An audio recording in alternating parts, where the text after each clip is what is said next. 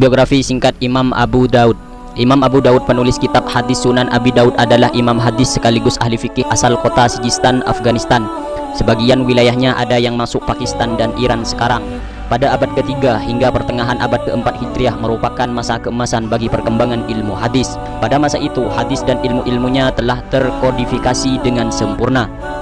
Meskipun belum sampai pada puncaknya, namun ilmu hadis pada masa itu mengalami perkembangan sangat besar. Memang pada masa itu banyak ditemukan ulama-ulama besar dalam bidang hadis. Sedikit diantaranya adalah para penulis 6 kitab induk hadis atau Al-Kutubus Sittah.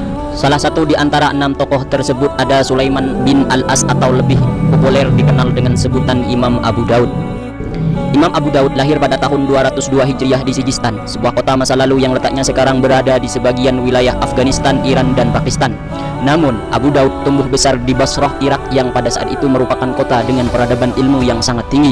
Pada masa itu, ada 3 ilmu yang banyak digeluti umat Islam, yaitu ilmu kalam, ilmu fikih, dan ilmu hadis. Namun, Imam Abu Daud memilih yang ketiga, yaitu ilmu hadis.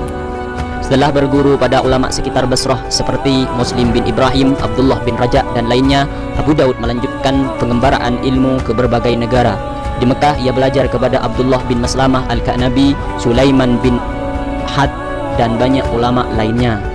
Di Baghdad, ia berguru kepada Ahmad bin Hambal. Di Kufah, ia menimba ilmu hadis dari Al-Hasan bin Ar-Rabi, Ahmad bin Yunus Al-Yarbu'i, dan lainnya. Pengembaraan ilmunya sampai ke Hijaz, Mesir, Sam, Kurazan, dan berbagai daerah lainnya. Beberapa nama besar seperti Ishaq ibnu Rahuwaih, Yahya ibnu Ma'in, Ali ibnu Al-Madini, hingga Imam Al-Bukhari tercatat sebagai gurunya.